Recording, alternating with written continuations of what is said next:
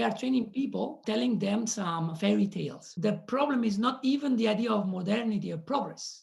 Business is seen like a battle. This kind of organization is not compatible with the future. Imagine the potential that we are losing.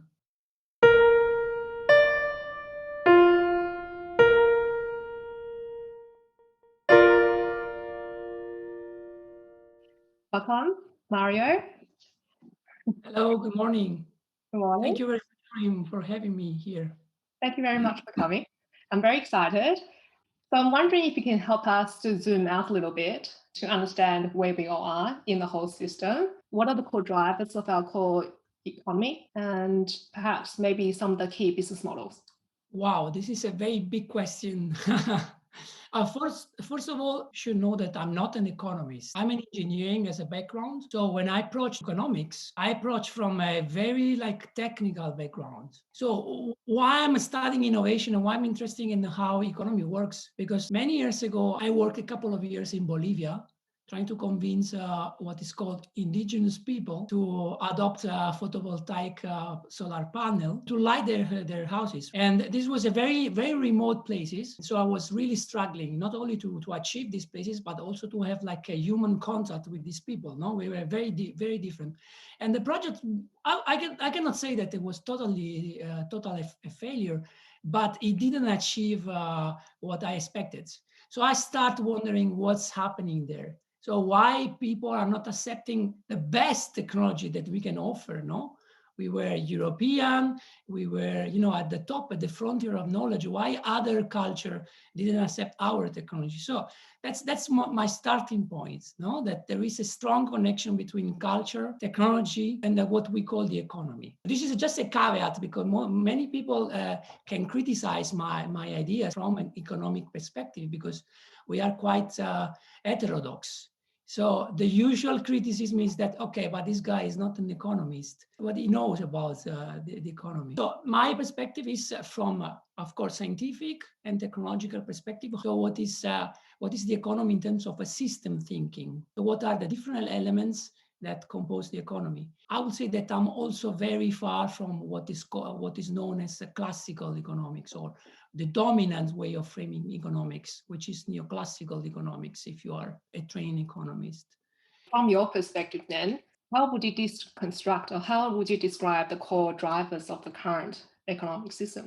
Okay, economics is very diverse. It's a huge discipline, but essentially, I think that we must do a clear distinction between what we teach in our university and also in high school. So there is clear distinction between what we teach to our students and what then we use, what kind of intellectual tools and we use to govern our economic system.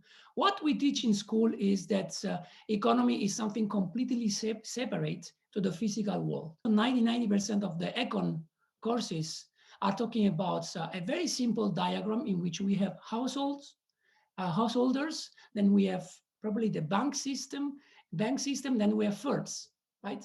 So the firms requires workers and labor to produce something, and then these products are sold to the final user. They are also the same householder. So it's a closed loop, right? So it's a closed circle, and it's very deterministic. You can play on different parameters, like the amount of currency, the money within the system. But at the end of the day, we really teach our students that the economy is a closed system. But this is not. So this is a big fiction.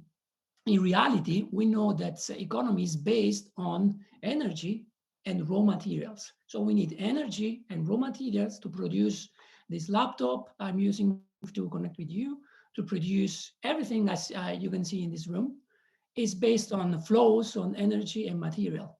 So what classical economics neglects, or at least for many decades have neglected, is this connection between the economic system and the physical world, right? And this is very important to say, this is a dissipative system in the sense that once we use energy and material, we cannot reuse energy. We can reuse under certain point, under certain condition materials.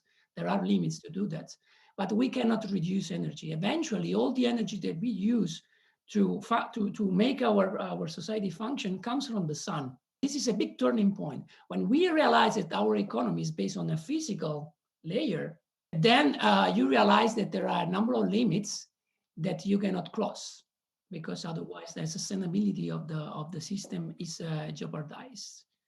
So this is the basic distinction between what we teach and the reality that is much more complex. Now, the big problem with this model we teach to our students is that very few of them will make the further step, so get into a PhD and probably discover that the situation is much more complex.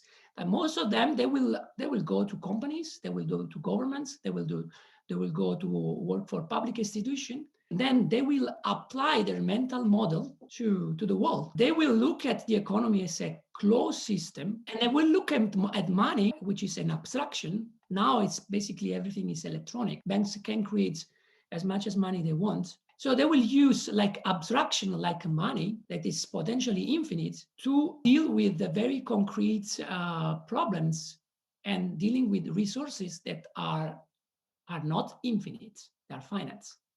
Right? So this is a big intellectual problem that we have there, because we are training people, telling them some fairy tales. So they are not prepared. The second point that you asked me about the drivers. When I look at the economy, there is like a kind of a symbol, right? Which is also like reinforced in a constant mantra that say we need to maximize this symbolic fetish, which is the GDP. Basically an indicator that say how many transactions or how rich we are every year. And it is not a bad thing, no, to calculate, to measure the wealth of a nation. The problem is that we arrange all our activity, all our economic activity, all our intellectual activity to maximize, to increase this number. So this is the fundamental drive, which is something new. I would say that it has nothing to do with the economic theory. I think it's more like an ideology, like a faith, a religion, the religion of progress that is very connected to the idea of modernity, that history has as an end, as a spirit, so that we have to move forward. And the future will be always better than the past.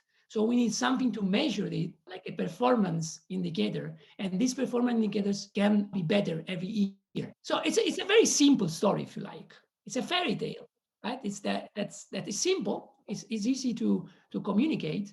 It's very positive, because basically what you are promising to everybody. Don't worry if you are working hard, you don't have rights, you are struggling, but the future, so your son, your niece will be better. This is a very powerful narrative. What's happened when you realize that your son, your daughter are not improving their condition like my generation? Probably I'm the first generation in Europe in which my opportunity were not bigger and better than my parents. So here you have a tension point. You have a situation in which the narrative is showing some limitation, some contradiction, right? Wow, I mean, this is a huge discussion. There is like very strong driver, like very strong narrative that is present to us as a society, and we stick with that. We need stories, no, to act. But I think that this story, this narrative of infinite growth, is showing its limits.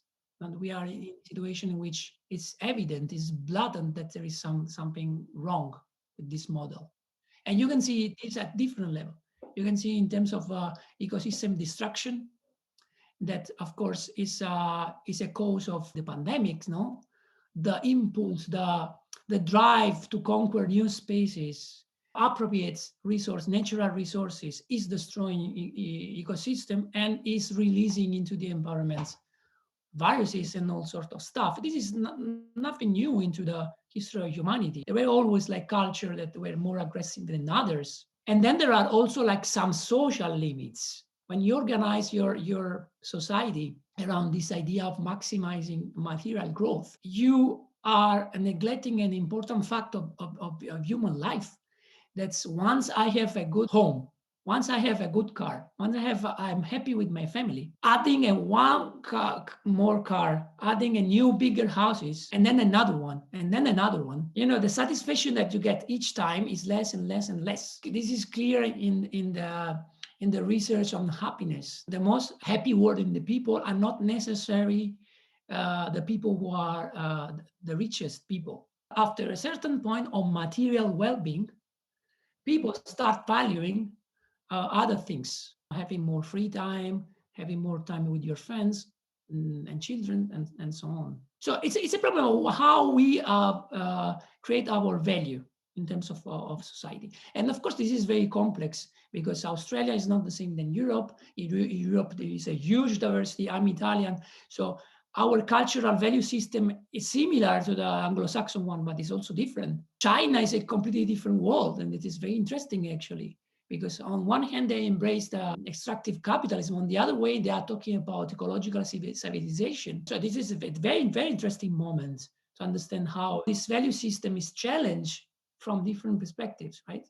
And in all this story, innovation and technical change has a crucial role. Innovation, technology, and science has been fundamental to create this idea that we need to growth and forever, and growth, material growth will be always possible because we can innovate. We can scratch the limits of the planet by innovating, creating new materials, new artifacts, new technology. And this is where the notion of responsible innovation come into action. No, it's continuous innovation.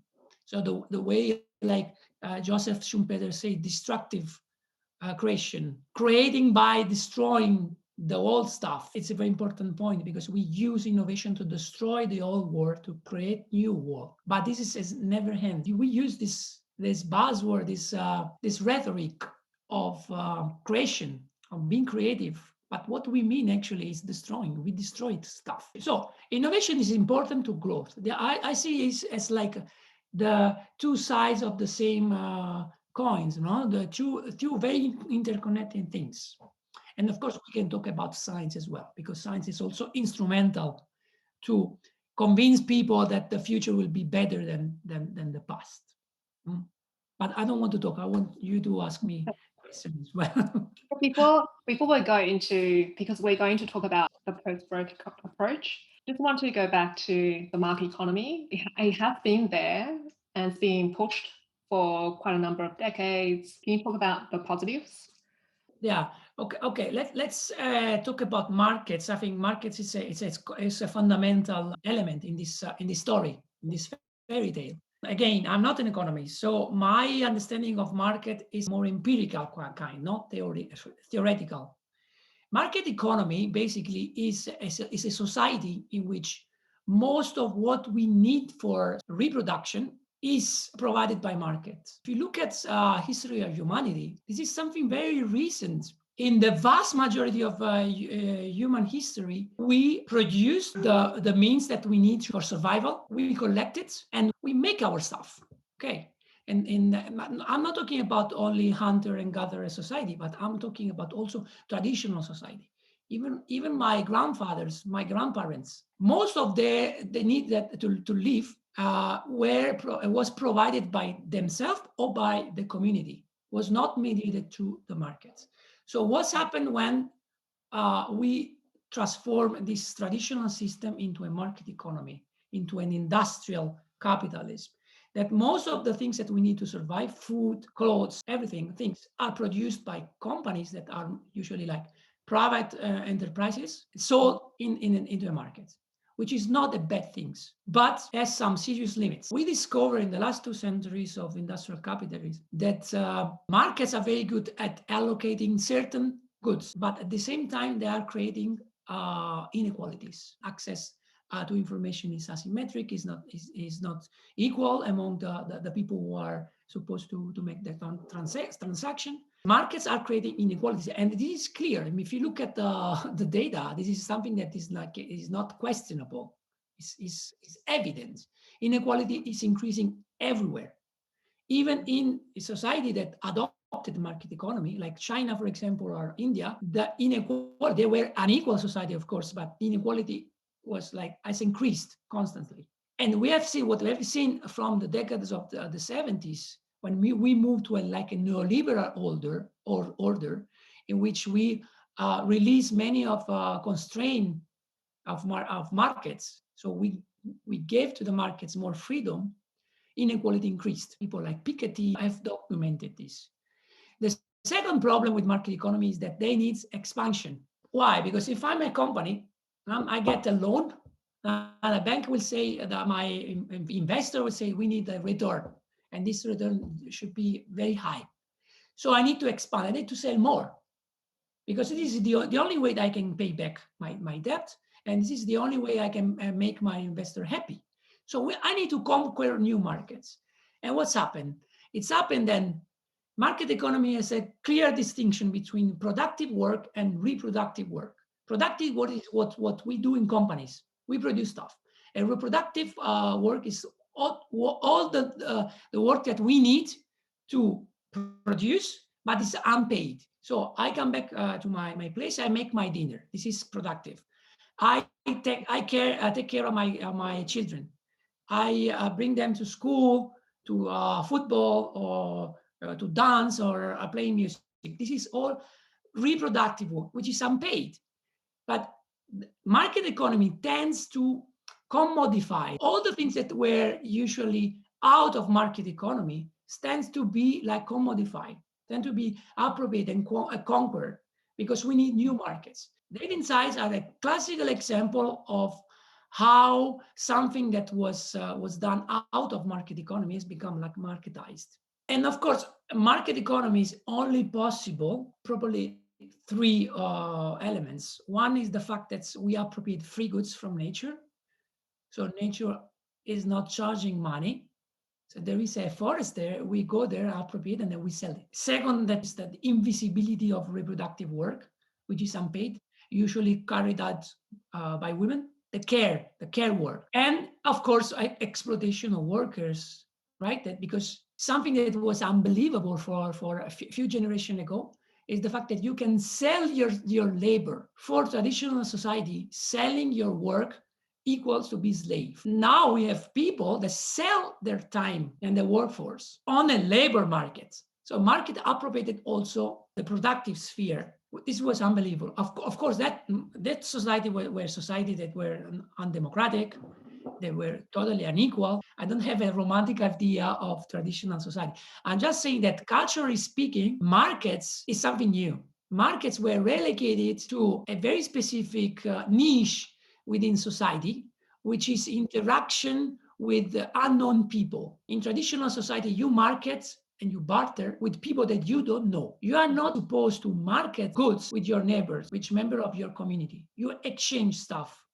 And if you look at anthropologist Marshall Salin, or his probably most prominent PhD students, David Graeber, that also passed away in September, they were very much aware of it. They wrote a lot of books about this. Or if you read the classic, Karl Polanyi shows very clearly that markets economy is something new.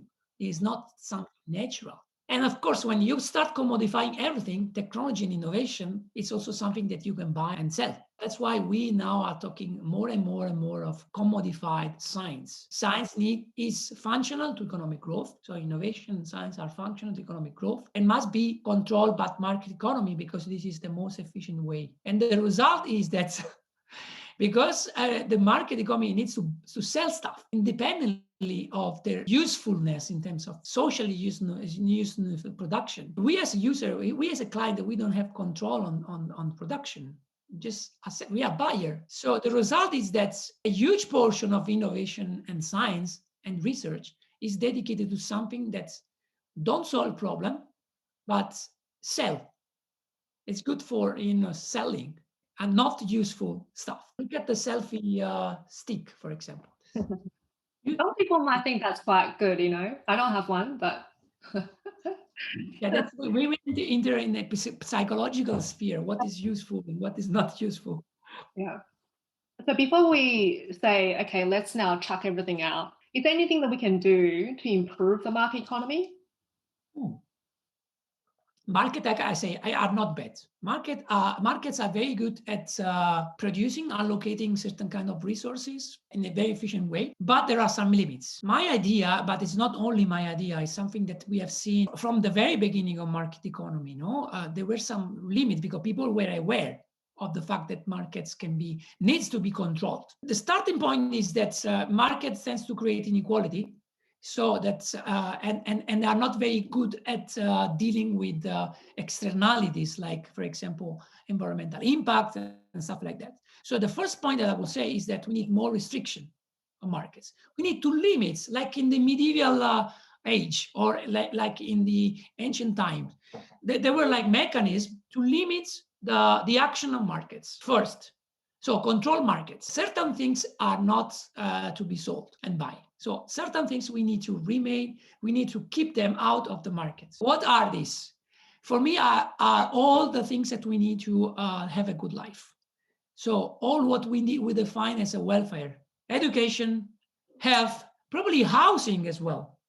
Or I will dare to say also food production, which is fundamental, a fundamental human rights. Rights that you have to produce healthy food for you and your family and your neighbors in your community. All these elements, all these aspects of social life needs to be ideally out of the market, so organized in another way that I can tell you in a moment.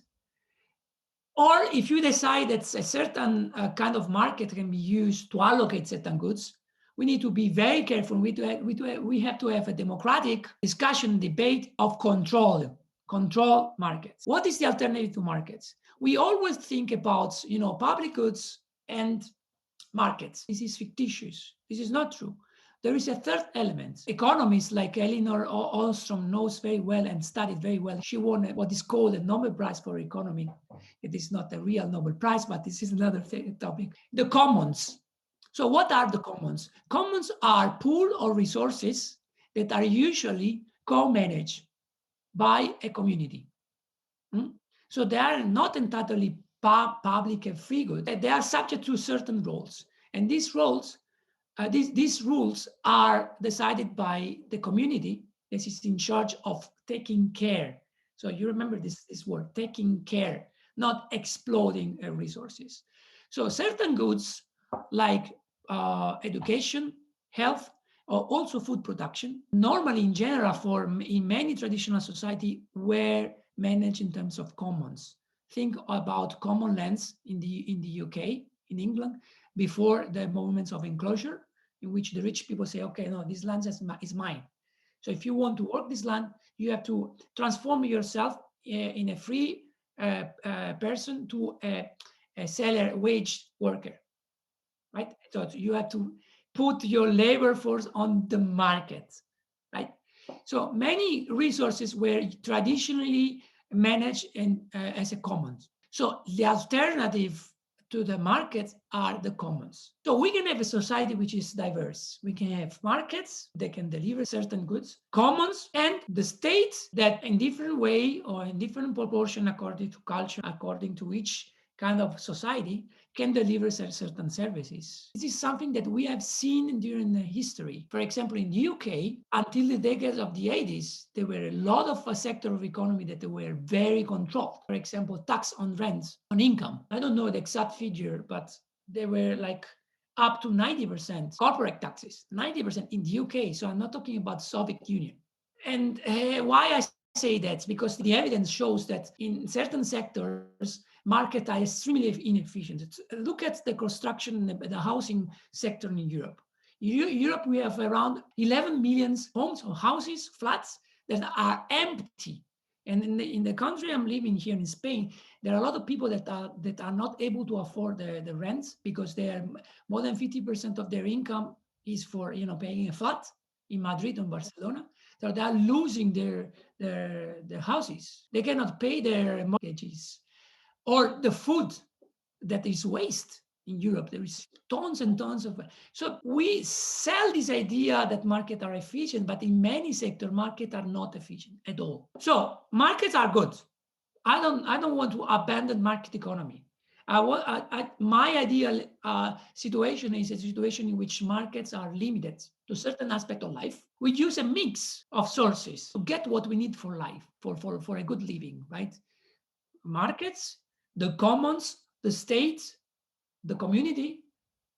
And then let's talk about post-growth economy. What is it and what it is not? Could you give some examples? If you follow my reasoning, you would notice that we have a problem, which is not, the problem is not market economy, the problem is not technology, The problem is not science. The problem is not even the idea of modernity or progress. The problem is that we build a system that needs growth. And in the name of growth, we destroy good things that we have done in the past. So post-growth or the movements of degrowth are a bunch of people.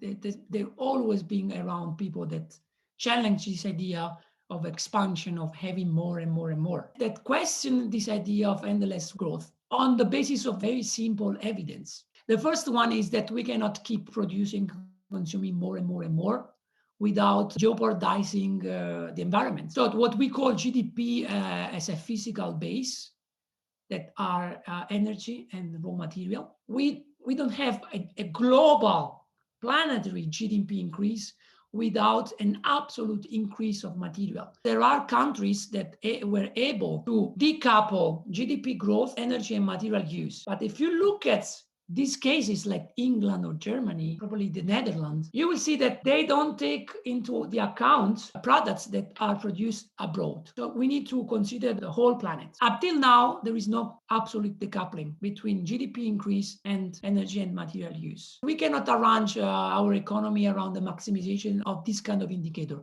because we will encounter some physical limits. The second point is that after, as I already said, after a certain point, there is no correlation between an increase in material consumption and well-being, so that we don't need growth. If you look at stats, you will see that good performance in terms of well-being, of health indicators, education. So the countries that perform better in the indicators are not the richest countries. In many indicators, like countries like Cuba or even Sri Lanka or Italy, are performing much better than countries like the US. We live in Italy and in Spain, we live much better, and we have like probably half of GDP per capita in comparison to the US. Of course, there are a number of countries that need a certain degree of material growth. I'm talking about Africa, I'm talking about many Asian countries, I'm talking about many Latin American countries. But most of what is called the industrial world, in my opinion,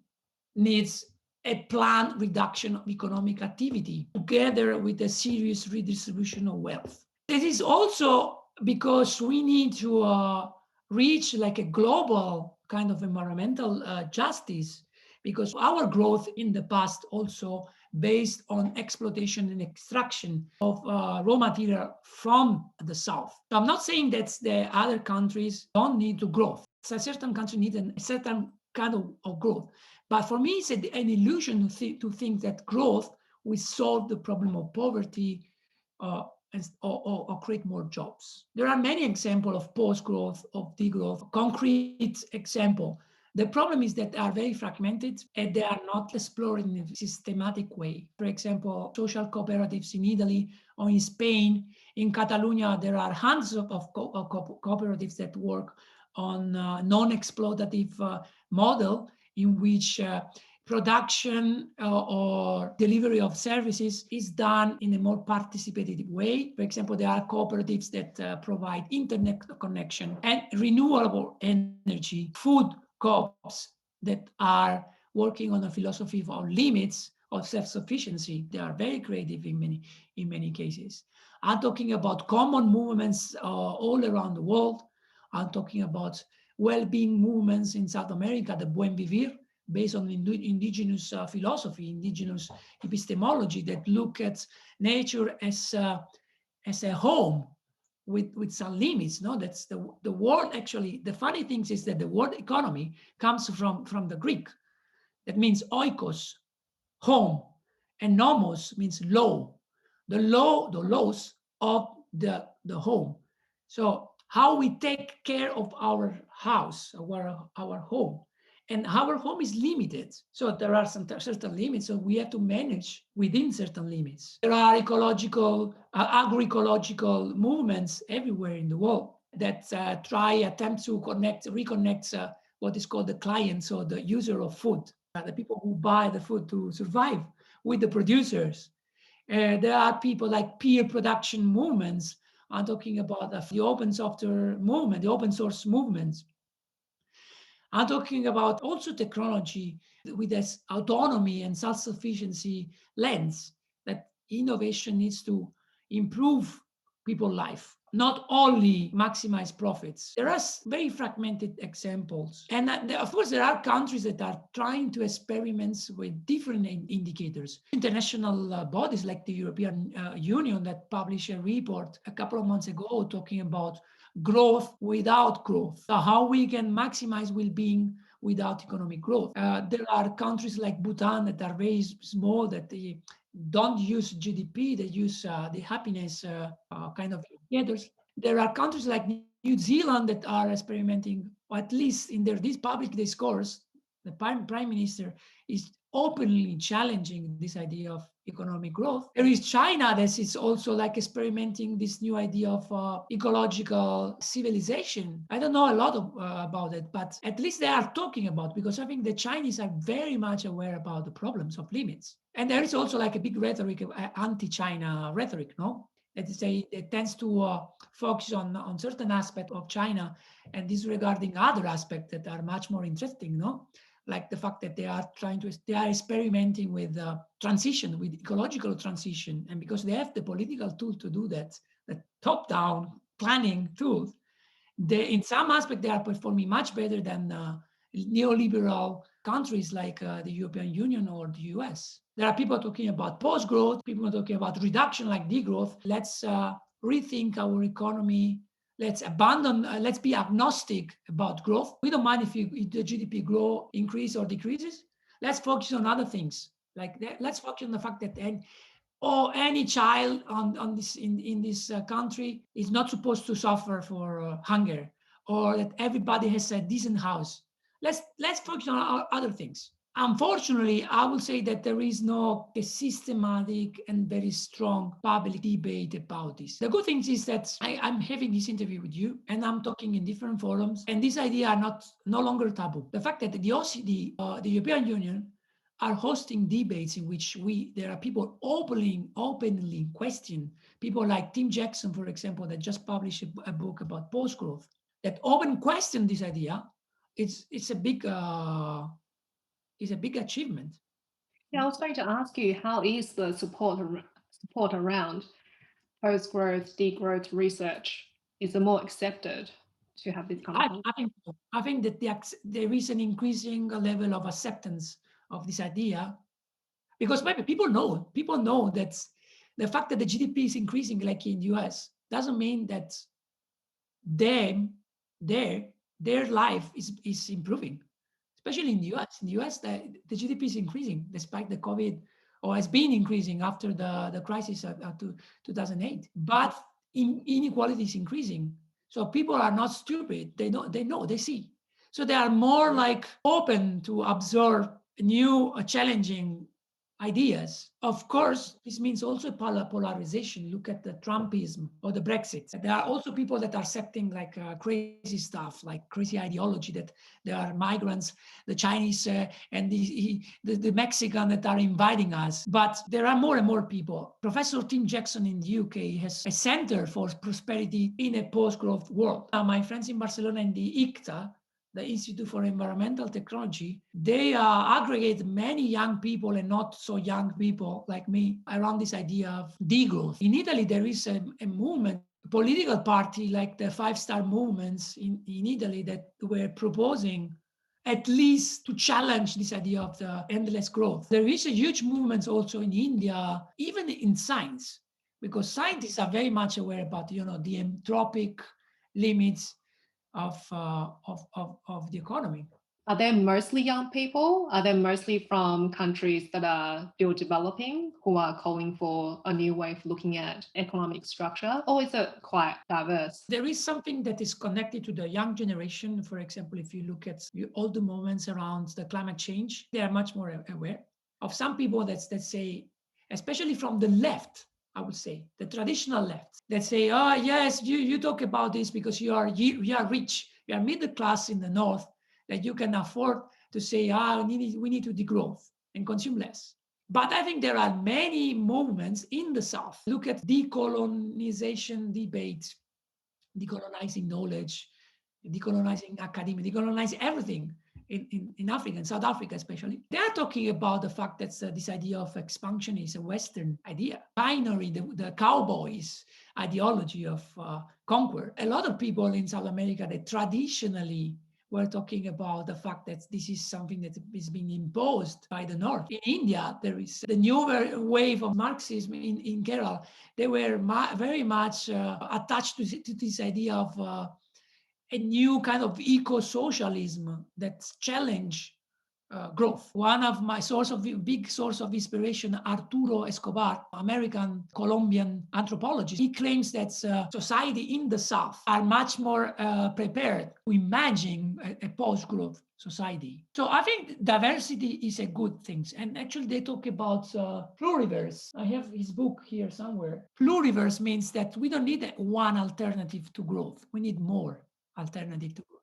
More ways of imagining a society that at the end of the year don't need to see at least 3% of GDP growth to say, okay, we're doing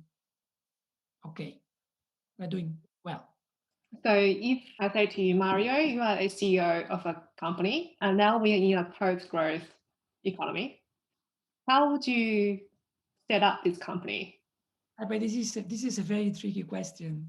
Yeah. This is a very unfair question because I wouldn't never become a CEO of a company for the fact that I think that there is a big problem with the hierarchy, the way we organize our society. Look, how would you do it? How would you, if it's not a CEO, what would this thing look like? I accept the challenge. I accept the challenge.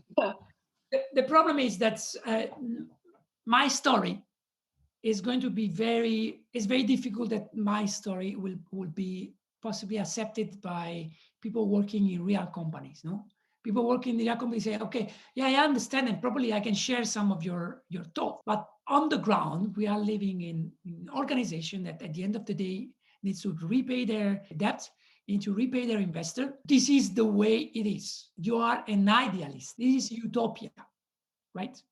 And it's fair. This is very legitimate critique because if I was a CEO, every 3 months I had to report back to my shareholder or my board or whatever. If I didn't grow, if my result were like less sales, I got fired in 1 minute, probably in a few seconds, right? So I would say that most of people working in this traditional company are in a cage, are in a prison, because they cannot do anything else. And actually, in some countries like the US, it's not legal to degrowth. Basically, if I was a CEO and say, okay, let's limit our sales because this is good for environment. This is illegal. I mean, the board, the shareholder can sue me, and I can go to jail or can be fined. So, in terms of how our organization are structured, it's very difficult to sell my ideas to conventional organizations. So let's start from a little earlier. So I think there is a big problem with the structure we organize organization. Organizations are inspired, not a modern vision, but a very old vision of the classical organization, which is slavery. Our organizations are based on the idea of you take labor, you take resources, you pay minimum possible, you get your product done, and then you sell on the markets and you get money. So you look at your labor as a cost, like a slave, not like a human being. Of course, there are corporate social responsibility scholars that will say, no, this is not true because, yes, but then at the end of the day, in this system, the worker is a cost. So the organization, the mentality, the philosophy is like, it didn't change from Roman empires. The only difference is that we pay a salary, which is actually probably the only progress in this system. So I think and this is my personal conviction, is that this kind of organization is not compatible with the future. We cannot move on. We cannot save, and we cannot face the challenge of climate change, environmental degradation using this model. So what I propose is a model in which production is managed by the workers, more democratic controlled and more horizontal in terms of management. In this ideal organization, you don't have a CEO. You don't have a single person that is responsible every 3 months to say, look, we are growing. Why I say that? For two reasons. One is a more moral principle. The system is not fair that we have a person that only for the fact that is managing people is paid 1,000, in some cases 10,000 times more than the last workers. So it's a moral things, because I don't think that's possible that one single person is worth thousand more than another person. It can be worth 5, 6, maybe 10, but not 1,000, because I can be better to do something than you. So it's fair, it's just that I can get paid more. But this more, how much more? That's the point. The second point is that I'm really convinced, I hope to prove more scientifically, empirically, that such a kind of organization is more prepared or is likely to be more prepared to a post-growth transition. Because when you give the right to the workers to decide what is just to produce and what is not, I'm really convinced that they would make better decisions. Of course, this is a very complex phenomenon. You get to consider external factors and so on. But at least can be a first step to imagine a post-growth society. There is this infamous case called the Lucas Plan. The Lucas Plan was a company that produced engines for the military industry in the UK. At the end of the 70s, they decided to implement a redundancy plan. They were very high-skilled workers. Imagine people that were designing and producing engines for bombers, planes. So they say, okay, the military budget is shrinking. We don't have money to do that. Don't close the factory. Let's sit down and think what we can produce in our factory that can be socially useful. They come up with more than 100 of innovation in the field of renewable energy, machine for dialysis, incubators that were very efficient. They were innovation, they were technology. They also had a business plan to sell. They were not like radical anarchists. They simply say, we as a worker must have a voice. We have the right to decide what we produce. A worker in Amazon or in Rolls-Royce or in any conventional multinational corporation don't have a say. It's a very interesting case. It failed because of the board of the company, of course, with the political establishment of the time, refused the plan. But there is Professor Adrian Smith of Sussex University in Brighton that wrote a case study and some couple of The Guardian articles that you can explore how the case worked. So a different way of imagining a big factory. Very interesting arguments, no? Very interesting proposal.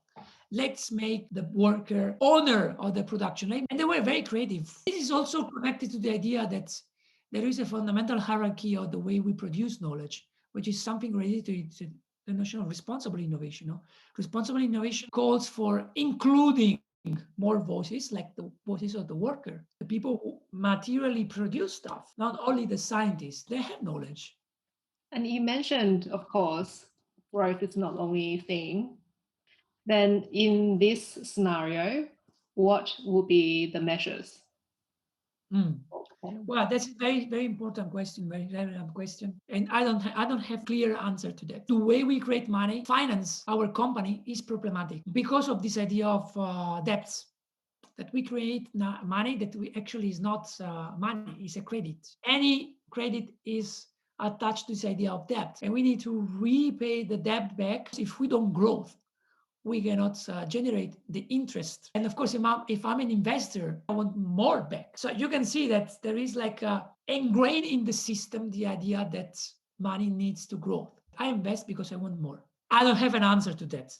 This is probably the biggest constraint the company in a post-growth world have. Some possibility is to think of different ways of founding companies or different way of funding certain key companies or key sectors. There are interesting experiments in the past, for example, a new way of producing money or creating money that expired. There is a gap. How we free companies to this obsession of selling more, selling more, and selling more, and how we decouple founding companies from this imperative of growing, growing, growing. We need a debate about what is the financial sector for. I think this is a very important point. Company who innovates needs money. How we provide the needed resources to innovate, but at the same time prevent that this innovation is creating more and more and more stuff. And I'm always like talking to CEO. I'm teaching in the UCT, University of Cape Town MBA. I'm talking all the time with people working in the private sector. They find themselves trapped. They say, Mario, I embrace your ideas, but at the end of the day, I have to produce something more at the end of the year. We're not talking about like the bad people in the private sector, the good people in the social cooperatives or in the academia. No, it's not like that. It's not as simple. So we have the current situation, and then there's the ideal situation that you are proposing, which is the post-growth. What is a realistic plan to get there?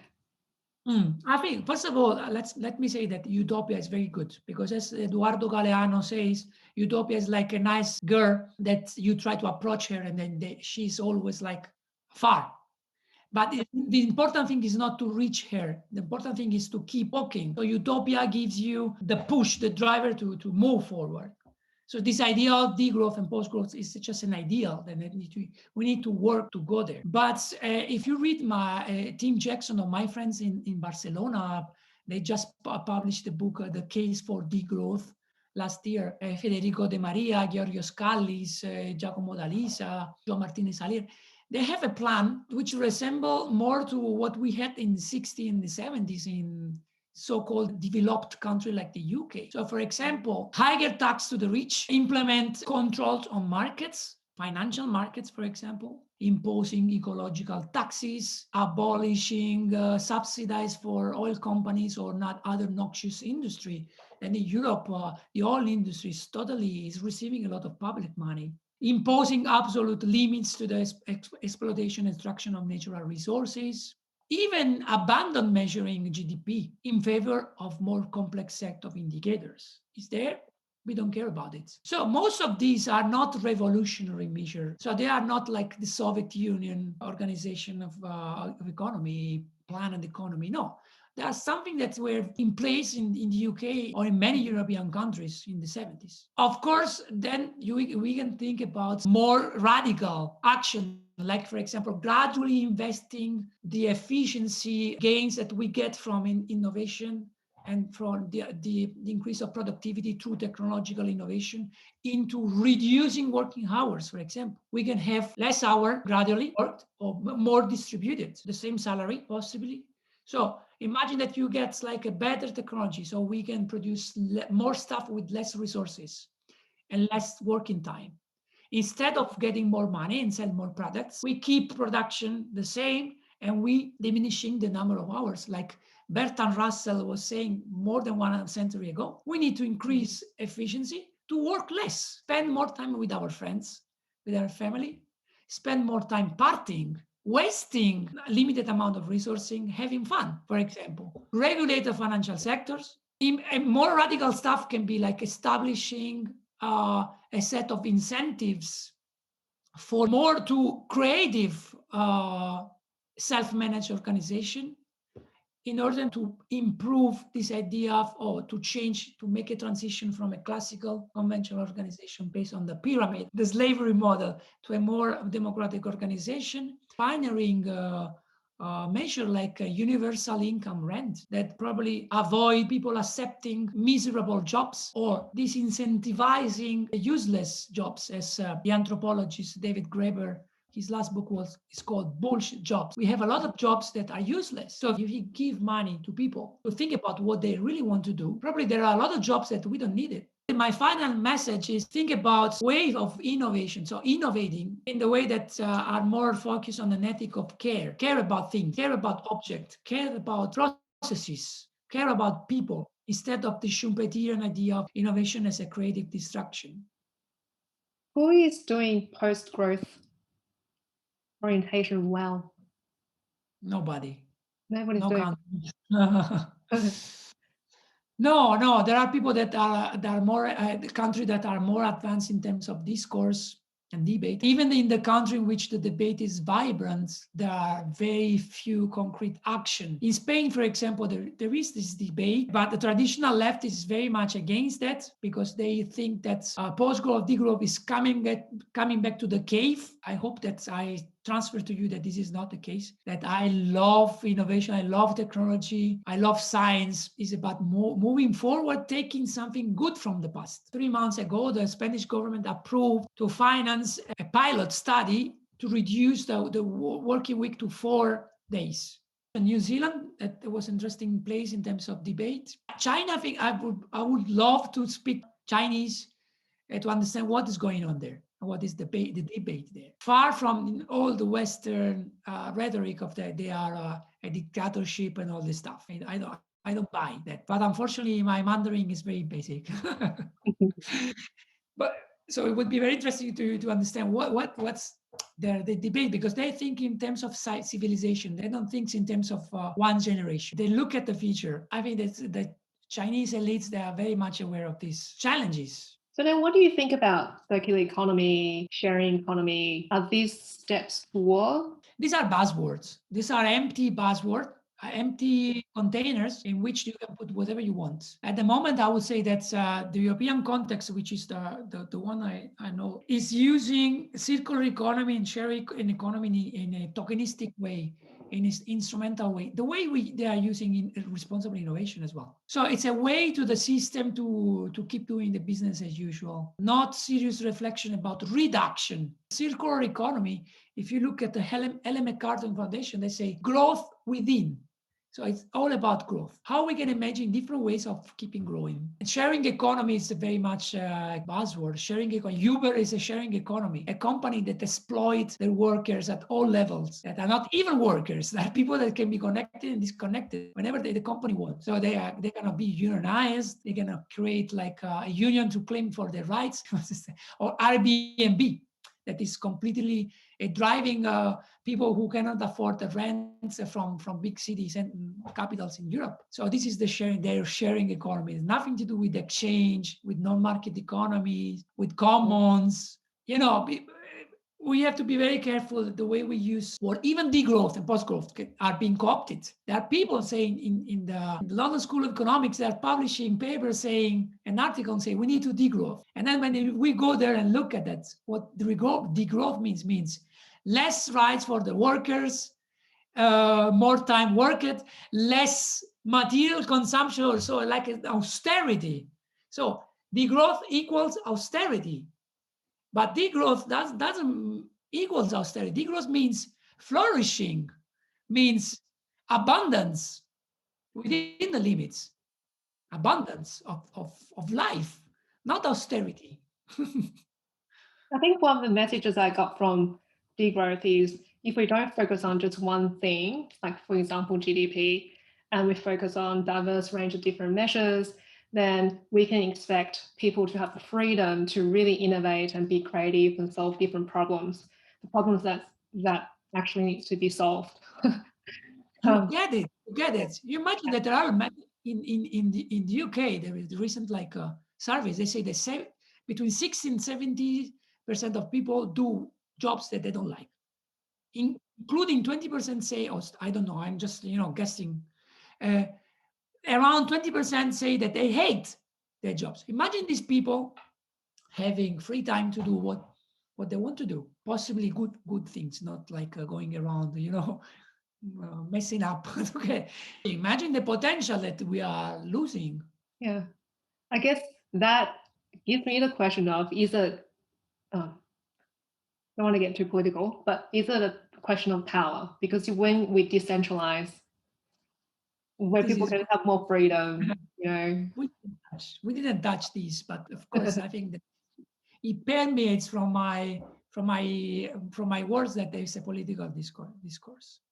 Actually, the big question is that can we reach a post-growth society without a radical transformation of our political system, our power structure? Some people say yes, maybe. Some people say no. We need to act politically. I belong to the second faction. I'm going to close our interview with one last question. What is the most important lesson you've learned that you believe innovators and business leaders or your peers should also be aware of? Yeah. I think at this point, it must be clear that I'm not anti-business, I'm not anti-market, I'm not anti-innovators. I just have a different perspective that eventually I think would benefit the innovators and the businessmen as well. I teach innovation management, so I'm in touch a little bit with the innovators as well. I never seen a real creative person, an innovator, motivated only by money. That doesn't exist. I never came across some enthusiastic innovator and say, okay, why you want to do that? Because I want to get more money. I think that their driver is usually something else. The problem is the institutional setting in which they are embedded that force them to think in managerial and economic terms, even though if they don't realize. The idea is that the business is seen like a battle where you have winners and losers, and you need to win this battle. So, and I think this is a quite kind of Western and especially Anglo-Saxon kind of fiction. I hope my British friends wouldn't care about it, but I mean, I really think that is something to do with the spirit of, that we need. This is a battle. Life is a battle, like sort of Darwinism, no? And he was a British, that we need to the battle against nature and against other human people. So people, and as a consequence, companies function in this cycle of competition and collaboration. Italy is a classical example because Italy is a country that's usually from the Middle Ages was composed by small and medium enterprises, small clusters. So people need to collaborate a lot. So if you look at companies, they always have function in cycle of competition and collaboration. We compete a little bit, but then we create alliances and we collaborate. The problem is that in our imaginary, the competition is much more important than collaboration. We emphasize too much on competition. So the lesson that I learned in dealing with the innovator is that even though they are very collaborative people, they are very creative people, most of them, they don't want to maximize their profits only. They always has like a romantic idea. The lesson that I learned is that there is like some external force that force them to focus on competition and less on collaboration. But we know from anthropological studies, from ethnography, from biology, that we are an essentially collaborative species. We need collaboration, we need friends, we need networks, we need meanings. And meaning, sense making is done through interaction with other people. The lesson that I learned is that collaboration is much more important than competition in the business world.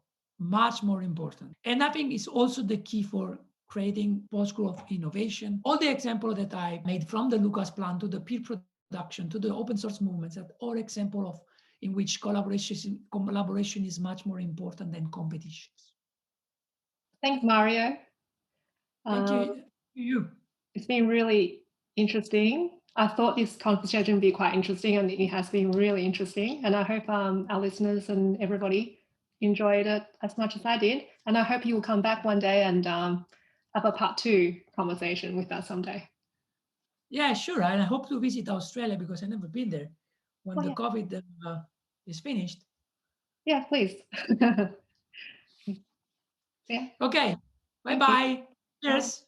Cheers.